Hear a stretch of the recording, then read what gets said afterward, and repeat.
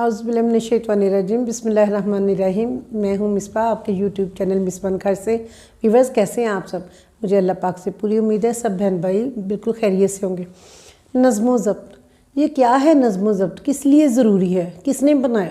بہت سارے سوالات ہمارے ذہن میں آ جاتے ہیں بھی نظم و ضبط کیوں ضروری ہے؟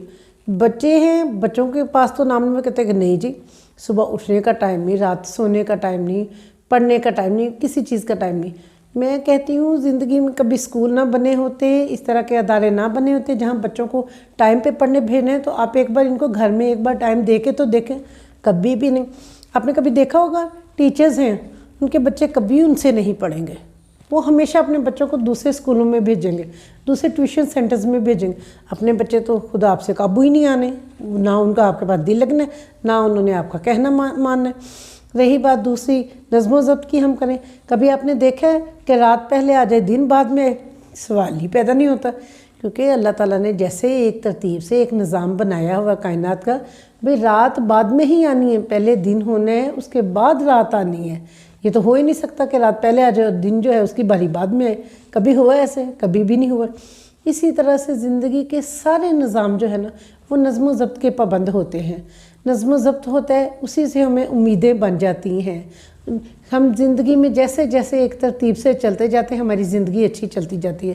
اگر ہم زندگی میں نظم و ضبط کو چھوڑتے ہیں، ایسے ہی ہماری زندگی بے ترتیب و بے مقصد ہو جاتی ہے۔ بعض لوگ تو ویورز اتنے ٹائم کے پابند ہوتے ہیں، نظم و ضبط ان میں اتنا زیادہ ہوتا ہے، ان کو دیکھ کے راستے میں دیکھ کے لوگ اپنی گھڑیاں ٹھیک کر لیتے ہیں کہ بھئی ہاں یہ بندہ ہے، یہ محترم اس ٹائم پہ جاب پہ جاتے ہیں، یہ محترم ہے یہ اس ٹائم پہ آفس میں جاتے ہیں، کوئی ٹیچر لیڈیز ہیں، کوئی میل ہیں، اتنے پابند ہوتے ہیں، ان کے اتنے ٹائم وہ مطلب پکے ہوتے ہیں کہ ان کو دیکھ کے لوگ اپنی گھڑیاں ٹھیک کر لیتے ہیں کہ نہیں بھی یہ جو ہے ٹیچر جی ہیں، انہوں نے تو اسی ٹائم پہ گزرنا ہے، ٹھیک یہ 8 بجے گزریں گے یا 8:30 بجے گزریں گے، یہ ان کے پکے ٹائم ہیں۔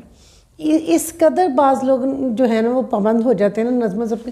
پھر دیکھیں نظم و ضبط ہم نے نہیں بنائے، ہم تو بعد میں ہیں نا، یہ اللہ کی طرف سے ایک نظام چلتا آ رہا ہے نظم و ضبط کا۔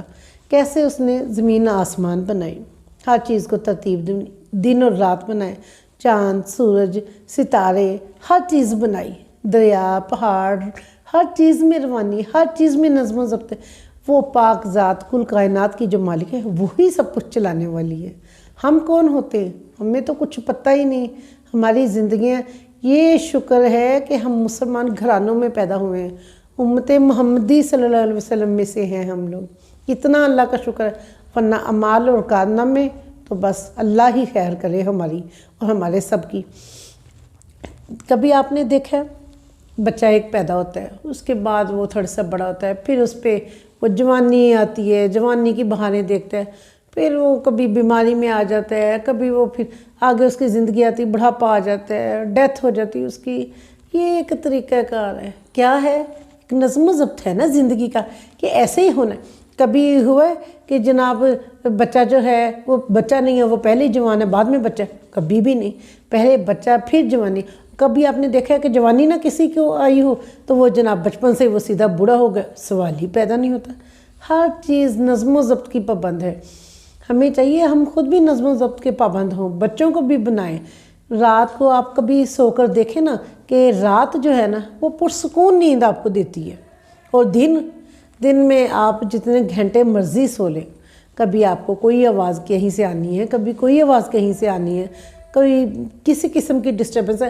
اگر کوئی آواز نہیں بھی آتی، اللہ تعالیٰ نے سکون رکھا ہی رات کی نیند میں ہے۔ ایک طریقہ ہے نا زندگی کا کہ رات بنائی سکون کے لیے، آرام کے لیے، سونے کے لیے۔ تو ہم جیسے ہی وہ نظم و ضبط کو طریقے کا تھوڑا سا چینج کرنے کی کوشش کریں گے تو ہم تو بالکل وہ پریشانی میں آ جاتے ہیں۔ مجبوریاں ہوتی ہیں، بعض دفعہ ہو جاتا ہے ایسا کہ ہمیں رات کو جاگنا پڑ جاتا ہے، کوئی بچہ بیمار ہے یا کسی کی پڑھائی کا مسئلہ ہے یا کسی رشتہ دار کے ہاں کوئی مسئلہ مسائل ہے، ہمیں جانا آنا پڑ جاتا ہے، کوئی رشتہ دار ہسپتال میں ہوتا ہے، کبھی گھر کا کوئی بندہ جو ہے وہ اس قدر ہو جاتا ہے بیمار۔ لیکن مسئلہ کیا ہے، ایک آدھ دن بھی ہم جو ہے نا وہ نظم و ضبط کے بغیر نہیں زندگی گزار سکتے۔ ایک دن اگر نیند خراب ہوئی ہے، اگلے دن فوراً ہم نے کہنا نہیں بھئی آج ٹائم پہ سونا ہے، بھئی کل ہی میری نیند نہیں پوری ہوئی تھی۔ ایسے ہی ہوتا ہے نا سب کے ساتھ.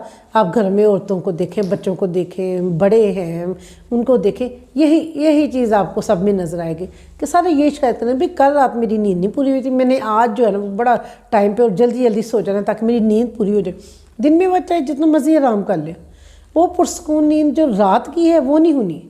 تو جب اللہ تعالیٰ نے ہمارے لیے ایک نظم و ضبط, ایک ترتیب زندگی میں رکھی ہے, تو ہم کون ہوتے ہیں کہ ہم نہ نظم و ضبط کے بغیر جو ہے وہ نظم و ضبط اس کو سائڈ پہ ہی کر دیں, اس کے بغیر زندگی گزاریں. ایسے تو نہیں نہ ہو سکتا. اگر ایسا کریں گے تو جب بھی آپ کائنات کے مترادف اور مخالفت میں بالکل کچھ اس کے متضاد چلنا شروع کریں گے تو آپ کے لیے پریشانیاں ہی آنی ہیں نا. یہ تو نہیں نا. جو اللہ پاک نے نظام بنائے ہیں وہ اللہ پاک نے نظام ہمارے لیے بنائے, ہمیں ان کے مطابق ہی چلنا چاہیے. ہمیں چاہیے خود بھی ان نظاموں کی پابندی کریں, اپنے بچوں کو بھی ان کا پابند بنائیں.